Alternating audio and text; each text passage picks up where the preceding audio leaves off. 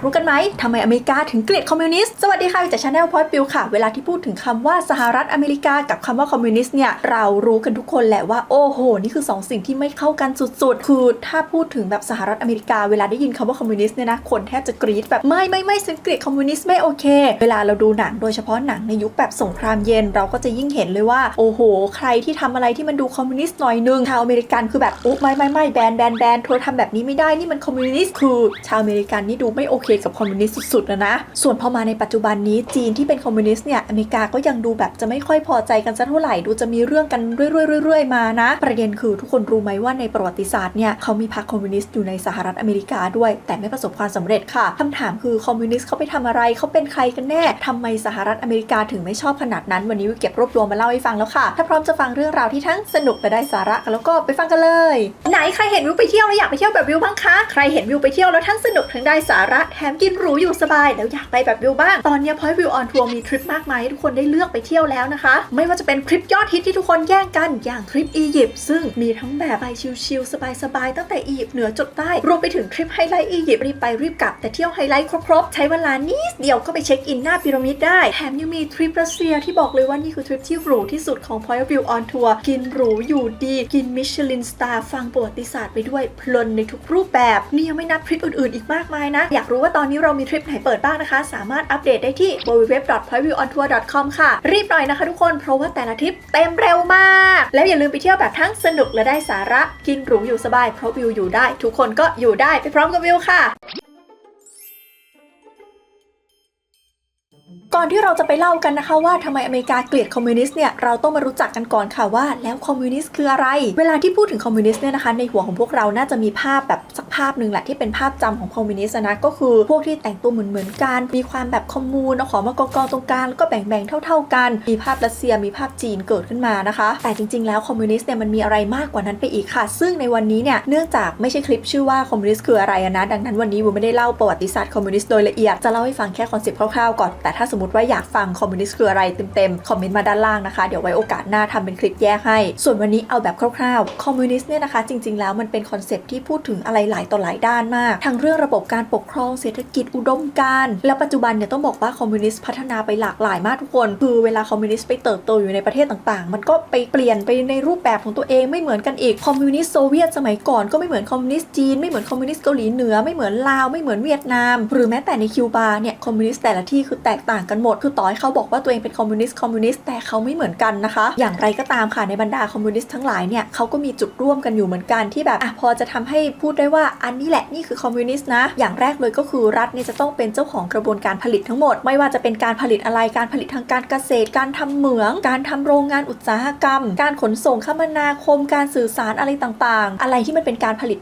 ทั้งหลายเนี่ยต้องกำกับดูแลโดยรัฐคือมันไม่ได้แบบอิสระเสรีเธอจะทำอะไรก็ได้ไม่รัฐเขาต้องเข้าไปดูแลอย่างที่2เลยคือต้องไม่มีกรรมสิทธิ์ส่วนบุคคลปกติแล้วเนี่ยพวกเราใช้ชีวิตอยู่ในโลกเสรีเราก็จะมีอะไรที่เป็นของเรานี่ที่ดินของเรานี่บ้านของเราอันของเราใช่ไหมแต่คอมมิวนิสต์เนี่ยนะคะถ้าเป็นคอมมิวนิสต์แบบอุดมคติสุดๆเลยเนี่ยแบบที่ตามตำราเป๊ะๆต้องไม่มีใครเป็นเจ้าของอะไรค่ะนอกจากสิ่งที่เป็นแบบปัจจัยพื้นฐานในการดำรงชีวิตนะดังนั้นพวกที่ดินพวกบ้านพวกอะไรส่วนใหญ่เราจะเคยได้ยินว่าอันนี้คือเป็นของรัฐแต่ว่ารัฐเนี่ยแบ่งให้แบบประชาชนอยู่ถัดมาก็คือประเทศที่เป็นคอมมิวนิสต์เนี่ยนะต้องมีเศรษฐกิจแบบบังคับค่ะพูดง่ายๆก็เหมือนกับข้อเมื่อกี้แหละไม่มีใครเป็นเจ้าของไม่มีใครเป็นอะไรรัฐบาลเนี่ยเป็นตัวแทนฝ่ายเดียวเลยในการบริหารทรัพย์สินส่วนรวมของประเทศทั้งการผลิตทั้งการจัดจำหน่ายเป็นของรัฐบาลก็จะตรงข้ามกับเศรษฐกิจแบบทุนนิยมที่เขาปล่อยให้เป็นตามกลไกราคาตามอะไรถ้าเป็นคอมมิวนิสต์รัฐบาลคุมได้นะคะและข้อสุดท้ายค่ะก็คือการเป็นคอมมิวนิสต์เนี่ยต้องจำกัดความไม่เท่าเทียมทางรายได้โดยหลักการแล้วเนี่ยนะถ้าเป็นคอมมิวนิสต์แบบจริงๆเนี่ยก็คือทุกคนน่ะห้ามรวยเกินไปแล้วก็ห้ามจนเกินไปรัฐเนี่ยพอเข้าไปกำกับดูแลพวกเรื่องการผลิตเรื่องอะไรแล้วส่วนที่เป็นดอกเบี้ยส่วนที่เป็นกำไรมันก็จะหายไปไงทุกคนก็ควรจะมีความเท่าเทียมกันชนชั้นควรจะหายไปไม่มีคนชั้นสูงไม่มีขุนนางอันนี้คือคอมมิวนิสต์แบบอุดมคติแล้วมันเป็นสาเหตุที่ทำให้เกิดคอมมิวนิสต์เลยตั้งแต่แรกนะคะซึ่งพอเราฟังจุดเด่นแต่ละข้อของคอมมิวนิสต์มาแล้วเนี่ยนะแล้วไปนึกภาพอเมริกาเราจะเก็ตเลยว่าเฮ้ยอเมริกานี่คือคู่ตรงข้ามของความคอมมิวนิสต์แบบถึงขีดสุดที่เป็นได้เลยเพราะว่าอเมริกาเนี่ยเป็นประเทศที่เขาเน้นว่าเขาเป็นเสรีภาพเขาเน้นเศรษฐกิจในระบบทุนนิยมเขาเน้นกลไกทางการตลาดใครจะคิดอะไรมาข ายในราคาเท่าไหร่ก็ได้คือถ้าแพงไปเดี๋ยวคนก็ไม่ซื้อเองแหละขายถูกไปเดี๋ยวก็ขาดทุนเองแหละอเมริกาเป็นดินแดนแห่งโอกาสใครทำงานมากต้องได้ตังค์มากใครทำงานน้อยต้องได้ตังค์น้อยในขณะที่คอมมิวนิสต์เนี่ยไม่ได้เชื่อเรื่องนี้เลยเขามองตรงข้ามเลยเขาบอกว่าโอ้โหถ้าปล่อยให้เป็นแบบนั้นเนี่ยนะคนรวยก็จะยิ่งรว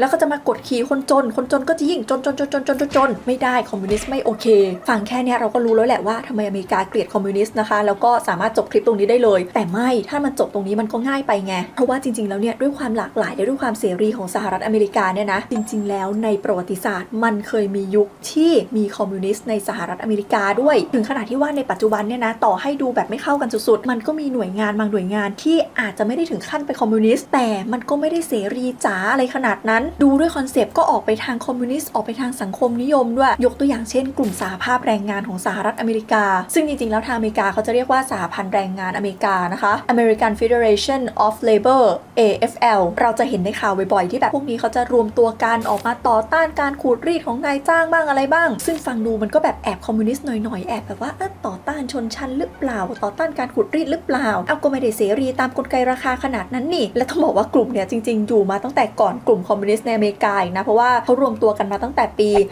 1886 นะคะแต่ใดๆก็ตามวันนี้เราจะไม่ได้มาพูดถึงกลุ่มนี้แล้วมากล้อมแกล้มว่านี่ไงมันคอนเซ็ปต์เหมือนคอมมิวนิสต์เลยแปลว่าอเมริกามีคอมมิวนิสต์ไม่จ้าวันนี้ที่เราจะมาพูดถึงกันคือกลุ่มคอมมิวนิสต์จริงๆที่มีในอเมริกาจริงๆค่ะซึ่งโอเคแหละเราไม่รู้นะคะว่าใครคือคอมมิวนิสต์คนแรกของสหรัฐอเมริกาเพราะว่าเขาคงไม่ลุกขึ้นมาประกาศตัวว่าสวัสดีฉันเองฉันคือคนแรกที่จะเป็นคอมมิวนิสต์ในประเทศนี้แต่เรารู้ค่ะว่ากระแสของคอมมิวนิสต์ในสหรัฐอเมริกาเนี่ยมันก็เริ่มมาพร้อมๆกับที่รัสเซียนั่นแหละตอนที่รัสเซียมีปฏิวัติรัสเซียในเดือนตุลาคมเนี่ยก็คือในช่วงปี 1919 ถึง 1920 เนี่ยนะกระแสคอมมิวนิสต์เนี่ยมันก็เข้ามาในสหรัฐอเมริกาเหมือนกันมีคนพูดถึงหลักการของคอมมิวนิสต์เหมือนกันและกระแสนี้จากรัสเซียเนี่ยนะคะมันก็ส่งผลค่ะทำให้ในสหรัฐอเมริกาเนี่ยมีการตั้งกลุ่มคอมมิวนิสต์ขึ้นมาไม่ได้ตั้งกลุ่มเดียวนะตั้งหลายกลุ่มเลยทุกคนเหมือนในชื่อที่วิวขึ้นให้ดูอยู่เนี่ยและพร้อมๆกับช่วงที่กลุ่มคอมมิวนิสต์เกิดขึ้นมาในสหรัฐอเมริกาหลายต่อหลายกลุ่มเนี่ยนะคะกลุ่มสหภาพแรงงานที่วิวพูดถึงเมื่อกี้ที่บอกว่ามีอยู่ก่อนอ่ะก็เข้มแข็งขึ้นมาด้วยซึ่งเอาจริงๆมันก็ไม่แปลกนะเพราะว่าความสหภาพแรงงานกับความคอมมิวนิสต์เนี่ยเขาแชร์ไอเดียค่อนข้างจะคล้ายกันเขาพูดเรื่องสิทธิของแรงงานผลประโยชน์ของแรงงานดูแบบคล้ายๆกันใช่ไหมเหมือนจะแบบจับมือกันแต่จริงๆแล้วไม่นะคะเพราะว่ากลุ่มพวกคอมมิวนิสต์ในสหรัฐอเมริกายุคแรกเนี่ยเขาไม่ได้รักษาความสัมพันธ์กับกลุ่มต่างๆในสหรัฐอเมริกาขนาดนั้นค่ะเขาเน้นไปรับนโยบายไปผูกสัมพันธ์กับทางฝั่งโซเวียตที่ทำปฏิวัติสำเร็จในปี 1922 มากกว่าเพราะว่าตอนนั้นเหมือนแบบเป็นฐานเป็นยานแม่เขาก็ส่งแบบว่าไอเดียมาตามประเทศต่างๆนะพวกคอมมิวนิสต์ในสหรัฐอเมริกาเนี่ยจะไปรับไอเดียทางนั้นมากกว่านะคะทางคอมมิวนิสต์ช่วงนั้นเนี่ยนะคะก็จะเคลื่อนไหวหลายๆแบบค่ะไม่ว่าจะเป็นนัดหยุดงานบ้างนัดประท้วงบ้างเดี๋ยวก็หยุดจ่ายค่าเช่าบ้างอะไรบ้างแต่ก็มีกลุ่มที่ใช้ความรุนแรงเหมือนกันนะมีการแบบวางระเบิดพูดง่ายๆก็คือเป็นแผนท้าทายระบบทุนนิยมในสหรัฐอเมริกาเป็นการเรียกร้องเพื่อแรงงานก็ตามคอนเซปต์คอมมิวนิสต์เลยซึ่งการเคลื่อนไหวช่วงนั้นเนี่ยนะคะรัฐก็จะเข้าไปจัดการแรงบ้างเบาบ้างแล้วแต่เคสแต่ด้วยความที่ฝั่งคอมมิวนิสต์เนี่ยมีการเคลื่อนไหวรุนแรงมีการวางระเบิดมันก็เลยทำให้เกิดสิ่งที่เรียกว่าเรสแกร์พูดง่ายๆคือในสหรัฐอเมริกาเนี่ยเริ่มมีคนกลัวคอมมิวนิสต์ขึ้นมาแล้วค่ะคือเรสแกร์นะเรสคือสีแดงที่หมายถึงคอมมิวนิสต์ก็คือกลัวคอมมิวนิสต์นี่แหละคนสมัยนั้นเขาก็จะมองว่าคอมมิวนิสต์เนี่ยนะเป็นพวกหัวรุนแรงเป็นพวกชอบต่อต้านอะไรต่อต้านหมดดังนั้นใครที่เป็นคอมมิวนิสต์ตอนนั้นก็จะต้องถูกนำไปขังถูกเอาไปลงโทษมีการนิรเทศคนที่เป็นคอมมิวนิสต์ออกจากสหรัฐอเมริกาไปเลยเพราะถือว่าแบบเฮ้ยมันทำให้วุ่นวายอ่ะแต่ทั้งนี้ทั้งนั้นต้องบอกว่าในยุคนั้นเนี่ยมันผสมกันอยู่ระหว่าง2กลุ่มก็คือกลุ่มที่กลัวจริงๆรู้สึกว่าคอมมิวนิสต์รุนแรงจริงๆกับอีกกลุ่มนึงก็คือกลุ่มที่รู้สึกว่าโอ้ฉันเสียผลประโยชน์แน่ๆถ้าคอมมิวนิสต์มาสำเร็จอย่างพวกเจ้าของกิจการเป็นต้นค่ะทีเนี้ยด้วยความที่มันเกิดมาลุ่มๆดอนๆแบบนี้นี่แหละพรรคคอมมิวนิสต์ในสหรัฐอเมริกาที่เกิดขึ้นมาก็เลยเหมือนไม่สำเร็จจุดไม่ติดนะคะแนนเสียงก็ต่ำเตี้ยเรียดินไม่เคยเลือกตั้งได้อะไรได้เลยจนต้องข้ามมาช่วงยุค 1920-1930 เขาถึงแบบว่ามีการรีแบรนด์ตัวเองนิดนึงคือเริ่มไปเกี่ยวพันกับสหภาพแรงงานมากขึ้นหรือพรรคเดโมแครตตอนนั้นเนี่ยก็เข้ามาเกี่ยวพันกับพรรคคอมมิวนิสต์มากขึ้นมาทำให้ภาพลักษณ์ของคอมมิวนิสต์ดีขึ้นฐานเสียงก็คือขยายมาตั้งแต่ก่อนหน้านี้แล้วจนมาพีคตอนช่วงปี 1929 ที่ว่านี่แหละมันเกิดเศรษฐกิจถดถอยครั้งใหญ่ของโลกซึ่งก็คือ The Great Depression ที่เราเคยเล่าถึงกันไปเราจะรู้กันในไทยว่ามันคือช่วงแบบหลังสงครามโลกครั้งที่1ใช่ไหมตอนนั้นฝั่งอเมริกาเองก็ลำบากค่ะทุกคนก็คือประชาชนอดอยากประชาชนก็เริ่มลุกขึ้นมาเคลื่อนไหวกันเองพยายามหาทางเอาตัวรอดพยายามกดดันรัฐบอกว่าเธอต้องแก้ปัญหาเศรษฐกิจได้ละแบบนี้ไม่ได้ละกลุ่มคอมมิวนิสต์ก็เฟื่องฟูค่ะลุกขึ้นมาเป็นหัวหอกในการออกไปเรียกร้องไปอะไรต่างๆประชาชนก็เข้าร่วมเป็นสมาชิกพรรคคอมมิวนิสต์ของอเมริกากันมากขึ้นจนฝั่งประธานาธิบดีตอนนั้นต้องออ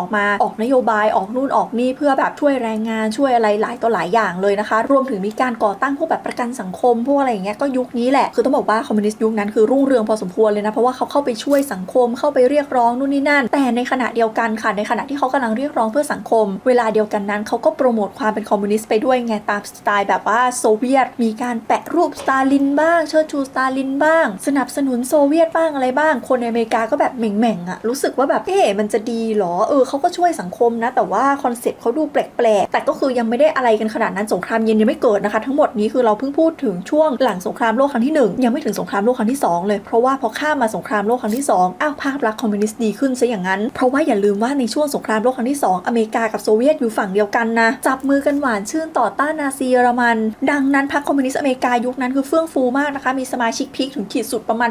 85,000 คนและในช่วงสงครามนี้นะคะโจเซฟสตาลินแห่งโซเวียตทุกคนได้รับตำแหน่งบุคคลแห่งปีของนิตยสารไทม์2ครั้งด้วยกันนะคะจนต้องข้ามมาช่วงแบบหลังสงครามโลกครั้งที่2พอเข้าสงครามเย็นเนี่ยเหมือนฝั่งอเมริกากับฝั่งโซเวียตเขาแข่งกันขยายอำนาจไงตอนนี้เริ่มแบบศัตรูตายไปละนาซีจบไปละเริ่มหันมาตีกันเองละทีนี้แหละสงครามเย็นมันเกิดขึ้นในโลกแล้วไงก็เข้าของจริงเลยค่ะช่วง1950คอมมิวนิสต์ในอเมริกาอยู่ไม่ได้แล้วทีนี้เริ่มมีลัทธิการแบบว่าล่าพวกที่เป็นคอมมิวนิสต์ซึ่งเขาจะเรียกว่าลัทธิแมคคาร์ธีเกิดจากการปลุกปั่นของสวนะคะชื่อว่าโจเซฟแมคคาร์ธีแหละเป็นคนชี้เลยบอกว่าคนนี้เป็นคอมมิวนิสต์คนนี้เป็นคอมมิวนิสต์คนนี้เป็นคอมมิวนิสต์จริงบ้างไม่จริงบ้างไม่รู้แต่ผลจากการชี้แบบเนี้ยมันทำให้เกิดการขึ้นบัญชีดำกันขึ้นคือคนเริ่มหวาดระแวงกันว่าบ้านข้างๆจะเป็นคอมมิวนิสต์หรือเปล่าซึ่งถ้าใครติดบัญชีดำนี่คือทำอะไรไม่ได้ในอเมริกาตอนนั้นเลยนะคือแบบเหมือนโดนแบนหนักหน่วงโดนจับโดนทำร้ายโดนเนรเทศถึงขนาดที่ว่าตอนนั้นมีหลายต่อหลายคนต้องหนีออกจากอเมริกาไปเลยเพราะว่าโดนชี้ว่าคุณเป็นคอมมิวนิสต์คุณเป็นคอมมิวนิสต์แล้วพอตัวเองโดนชี้ว่าเป็นคอมมิวนิสต์เนี่ยนะบางทีก็ต้องหาทางเอาตัวรอดด้วยการบอกว่าฉันไม่ได้เป็นคนที่เป็นคือเพื่อนฉันต่างหากซัดทอดกันไปไอ้นั่นก็ไปโดนแทนต่อยุคนี้แหละมันก็เลยเกิดเรสแกร์ขึ้นใหม่ครั้งหนึ่งแล้วเขาเรียกว่า second race scare แต่เป็น race scare แบบของจริงที่เราเห็นในหนังกันทั้งหลายที่แบบโอ๊ยกลัวคอมมิวนิสต์ไม่ป้าข้างๆเป็นคอมมิวนิสต์ป้าฉันเป็นหรือเปล่าเธออย่าพูดจาแบบนี้นี่แหละยุคนี้นะคะจนกลุ่มคอมมิวนิสต์ในอเมริกาเนี่ยนะคะมาเสื่อมลงก็พร้อมๆกับคอมมิวนิสต์ทั่วโลกเนี่ยแหละค่ะตอนที่สตาลินตายแล้วนิคิต้าครูชอฟเนี่ยขึ้นมาแทนนะคะครูชอฟเนี่ยนอกจากจะเปลี่ยนภาพลักษณ์ของคอมมิวนิสต์ทั่วโลกแล้วก็ยังมีการวิจารณ์สตาลินด้วยนะก็เลยทำให้คนที่เป็นคอมมิวนิสต์ทั่วโลกเนี่ยตั้งคำถามเกี่ยวกับคอมมิวนิสต์สุดท้ายก็เลยเหมือนค่อยๆเสื่อมอิทธิพลไปค่ะทุกวันนี้คอมมิวนิสต์ในอเมริกาถามว่ายังมีไหมยังมีแต่ว่ากลายเป็นคนกลุ่มน้อ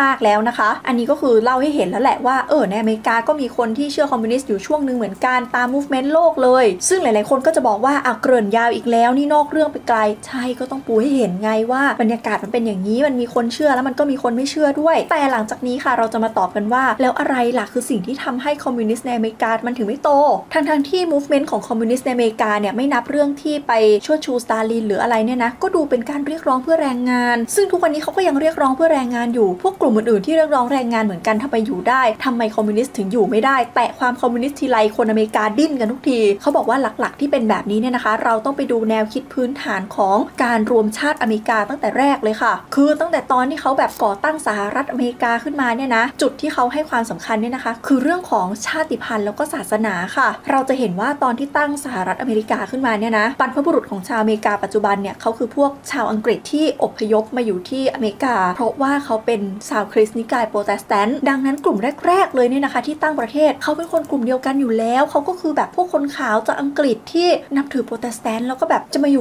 ่รวมๆกันตรงนี้นี่แหละในขณะที่การเกิดคอมมิวนิสต์เนี่ยนะถ้าไปดู movement ทั่วโลกมันคือการที่แบบว่าไม่ว่าคุณจะเป็นใครมาจากไหนเชื้อชาติอะไรจะเป็นจีนจะเป็นรัสเซียแต่ถ้าคุณถูกกดขี่ด้วยชนชั้นปกครองเราคือพวกเดียวกันเราคือแรงงาน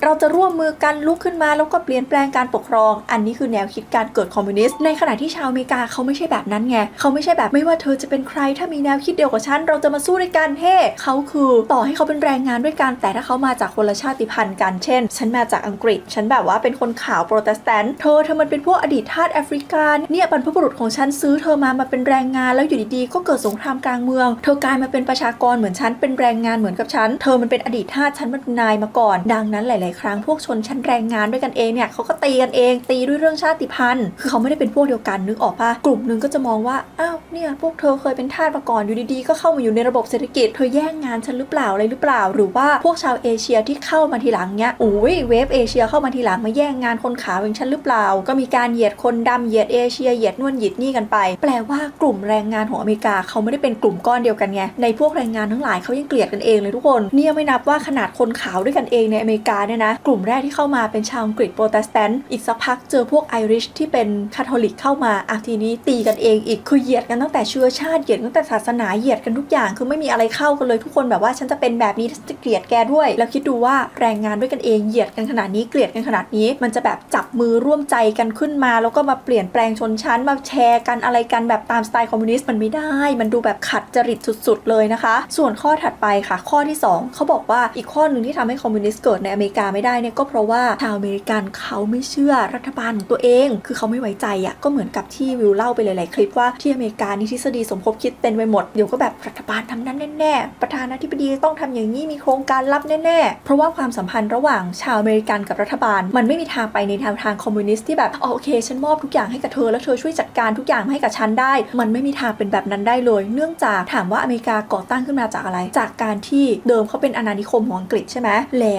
คนในอาณานิคมไม่เชื่อรัฐบาลอังกฤษว่าแบบอยู่ดีๆเธอมาขึ้นภาษีฉันได้ยังไงเกิดบอสตันทีปาร์ตี้น้ำชาอะไรกันล้มล้างเรื่องการเก็บภาษีแล้วก็บอกว่าเราจะไม่ฟังรัฐบาลที่อังกฤษแล้วเราจะปกครองเรากันเองมันก็มีพื้นฐานความไม่เชื่อรัฐบาลอยู่ตั้งแต่ตอนนั้นแล้วใช่ไหม2เลยก็คือเรื่องของศาสนาอีกพวกชาวโปรเตสแตนต์ที่มาอยู่ที่อเมริกาเนี่ยเขาก็คือพวกที่แบบฉันไม่เชื่อในพระคัมภีร์ของฝั่งศาสนาจักรที่กรุงโรมฉันอยากนับถือเองของฉันแบบนี้ฉันจะตีความไบเบิลของฉันเองแบบนี้ก็คือทั้งในแง่ของศาสนาและการปกครองเขาไม่ได้ไว้ใจคนที่แบบเป็นศูนย์กลางของอะไรเลยดังนั้นตอนที่เขาตั้งประเทศเนี่ยนะคะถ้าไปดูในรัฐธรรมนูญของอเมริกาจะเห็นเลยว่าเขาพยายามเขียนไปในเชิงว่าแบบฉันจะไม่ให้อำนาจกับทางรัฐเนี่ยมากเกินไปจะต้องมีการตรวจสอบกันอะไรกันประชาชนจะต้องมีเสรีนู่นนี่นั่นป้องกันไม่ให้รัฐบาลเนี่ยลุกขึ้นมาเผด็จการลุกขึ้นมารวบทุกอย่างเป็นของตัวเองซึ่งไม่ได้ไงถ้าคอมมิวนิสต์คือคุณต้องไว้ใจรัฐบาลแล้วมอบให้เขาไปแล้วก็แบบให้เขาไปจัดการทุกสิ่งอย่างในชีวิตให้แล้วผลที่ตามมาจากการตั้งประเทศในรูปแบบนี้มันก็เลยทำให้ชาวอเมริกันเนี่ยภูมิใจในเสรีภาพมากๆทุกคนเคยเจ็บปวดมาจากยุโรปที่หลอกลวงเรารัฐบาลควบคุมเรานู่นนี่นั่นดังนั้นทุกคนมาอยู่ที่อเมริกาปุ๊บทุกคนจะต้องมีสิทธิ์ทำสิ่งที่ตัวเองต้องการได้มีสิทธิ์จะคิดมีสิทธิ์จะพูดฉันจะเชื่ออะไรตามที่ฉันสนใจได้หมดมันก็เลยเป็นที่มาของศาสนาแปลกๆทั้งหลายทั้งแหล่ในอเมริกาพวกแบบว่าบูชาลัทธิบูชาเบคอนลัทธิ Flying Spaghetti Monster นั่นแหละแล้วเขาก็ไม่ได้อยากให้รัฐมายุ่งพอไม่อยากให้รัฐมายุ่งปุ๊บเขาก็เลยโอเคกับระบบเศรษฐกิจที่เป็นตลาดเสรีประมาณว่าไม่ต้องมายุ่งฉันจัดการตัวเองได้ปล่อยให้กลไกทางการตลาดทำงานของมันไปถ้าสมมติว่าฉันทำของออกมาแล้วมันขายได้ก็ให้มันแพงไปถ้ามันขายไม่ได้ก็ให้มันถูกไปเธอไม่ต้องมาช่วยฉันไม่ต้องอะไรเขาก็เลยจะไม่ชอบการผูกขาดแทรกแซงจากองค์กรใดๆทั้งสิ้นแล้วมันก็เลยส่งผลไปสู่แนวคิดหนึ่งก็คือ American Dream ที่จะมีภาพจำว่าแบบคนที่มาอยู่ที่อเมริกาเนี่ยนะจะต้องทำงานสร้างเนื้อสร้างตัวพยายามจนประสบความสำเร็จทำมากได้มากทำน้อยได้น้อยซึ่งของคอมมิวนิสต์ไม่ได้ไงไม่ว่าคุณจะทำมากทำน้อยทุกคนต้องเท่าเทียมกันทุกคนต้องได้เท่ากันมันก็แบบไม่ได้มันขัดกับความเป็นอเมริกาสุดๆไปเลยเนี่ยไม่นับเรื่องที่ว่าชาวอเมริกันเขาไม่ได้ไว้ใจรัฐบาลตัวเองแบบที่เราเคยเล่าไปว่ารัฐบาลเคยแอบไปทำนู่นทำนี่แต่ชาวอเมริกันก็แบบแฉกันออกมาประมาณว่าเธอทำแบบนี้ไม่ได้อันนี้ไม่โอเคอย่างนี้นะคะดังนั้นความเป็นคอมมิวนิสต์ที่รัฐบาลเนี่ยรวบทุกอย่างเข้าไปแล้วก็เอาไปดูแลเองเนี่ยมันก็เลยขัดกับความเป็นอเมริกันถึงขีดสุดชาวอเมริกันคือแบบไม่ได้เธอจะมาเอาของฉันไปอย่างนี้ไม่ได้เกิดเอาไปแล้วไปมุบมิบอย่างนี้ทำยังไงฉันไม่ไว้ใจเธอนี่เป็นการริบเสรีภาพซึ่งฉันห่วงมากไม่เอาถ้ามันจะดีจะร้ายขอให้ฉันทำเองมันก็เลยทำให้ชาวอเมริกันส่วนหนึ่งเนี่ยไม่โอเคกับแนวคิดของคอมมิวนิสต์มากๆเนี่ยไม่นับกลุ่มที่แบบเสียผลประโยชน์ถ้าเกิดสมมติว่าเกิดคอมมิวนิสต์ในอเมริกาขึ้นจริงอีกนะคะพอพื้นฐานตรงนี้เนี่ยนะคะมารวมกับแคมเปญช่วงสงครามเย็นที่แบบว่าโอ้โหทำกันให้คอมมิวนิสต์เหมือนกับเป็นเอเลี่ยนเหมือนกับการปั๊มคนออกมาเป็นแบบว่าเป็นโรงงานเหมือนกับที่วิวเคยเล่าไปแบบเรื่องช่วงสงครามเย็นเรื่องอะไรเนี่ยมันก็เลยยิ่งทำให้คนอเมริกาเนี่ยนะคะเกลียดคอมมิวนิสต์มากเข้าไปอีกทั้งเกลียดทั้งกลัวทั้งระแวงต่อให้สงครามเย็นจบไปนานขนาดไหนแล้วก็เลยยังไม่ไว้ใจคอมมิวนิสต์อยู่ดีค่ะและทั้งหมดนี้ค่ะก็คือคำตอบที่ว่าทำไมอเมริกาถึงเกลียดคอมมิวนิสต์นะคะเอาเป็นว่าถ้าใครชื่นชอบคลิปนี้อย่าลืมกดไลค์กำลังใจให้วิวแล้วก็กดแชร์เพื่อชวนเพื่อนๆมาดูด้วยกันค่ะแล้วพบกันใหม่โอกาสหน้านะคะทุกคนบ๊ายบายสวัสดีค่ะเอาจริงๆนะทุกคนถ้าสมมติว่าเราลองแบบตัดอคติออกไปนะว่าประเทศเราเป็นประเทศที่อยู่กับฝั่งเสรีนิยมในช่วงสงครามเย็นหรือว่าอะไรเนี่ยนะคะแล้วลองมาดูที่หลักการของการปกครองแต่ละแบบเนี่ยเราจะรู้เลยว่าการปกครองแต่ละแบบเนี่ยสุดท้ายมันไม่ได้มีแบบไหนที่เป็นแบบตัวร้ายของโลกหรือเป็นแบบไหนที่แบบว่าเป็นตัวดีของโลกทุกการปกครองมันเกิดขึ้นมาเพราะว่ามันมีเหตุและมีผลที่ทำให้เกิดทั้งนั้นแหละคอมมิวนิสต์มันเกิดขึ้นมาเพราะว่าบริบทในบริเวณของประเทศที่เหมาะที่จะใช้เนี่ยมันเป็นแบบนั้นมันก็เลยเกิดขึ้นมาในขณะที่หลายๆประเทศก็มีบริบทที่เหมาะกับการปกครองในอีกรูปแบบนึงในแบบเสรีนิยมมากกว่าก็แปลว่าจริงๆแล้วมันอาจจะไม่ได้มีแบบไหนผิดหรือแบบไหนถูกในทุกการปกครองมันก็มีพาร์ทที่ดีและมีพาร์ทที่ไม่ได้ดีทั้งนั้นขึ้นอยู่กับว่าคนที่เลือกหยิบมาใช้เนี่ยเลือกหยิบมาใช้แบบไหนมากกว่าค่ะเพราะจริงๆไปดูประเทศที่บอกว่าตัวเองเป็นประชาธิปไตยมันก็มีพาร์ทที่ไม่ ไม่ได้เป็นประชาธิปไตยไม่ได้ถูกต้องตามหลักประชาธิปไตย100%เหมือนกันหรือไปดูในประเทศที่บอกว่าตัวเองเป็นคอมมิวนิสต์มันก็มีหลายครั้งที่คุณก็ไม่ได้ทำถูกหลักของคอมมิวนิสต์ทุกอย่างเหมือนกันแล้วพอทั้ง2ประเทศทั้ง2แบบนี้ไปพัฒนาในรูปแบบของตัวเองไปแบบว่าอะไรของตัวเองเนี่ยมันก็กลายเป็นภาพจำที่เอาจริงๆคนทั่วโลกก็มีจำนวนมากที่ก็ไม่ได้เข้าใจจริงๆด้วยซ้ำว่าอะไรคือประชาธิปไตยอะไรคือเสรีนิยมอะไรคือสังคมนิยมอะไรคือคอมมิวนิสต์ค่ะแต่เดี๋ยวมันจะยาวเกินคลิปนี้ไปนะเอาเป็นว่าถ้าสนใจก็คอมเมนต์มาด้านล่างได้นะคะเดี๋ยวจะพยายามหามาเล่าให้ฟังค่ะแต่สำหรับวันนี้ลาไปก่อนแล้วกันนะคะทุกคนบ๊ายบายสวัสดีค่ะ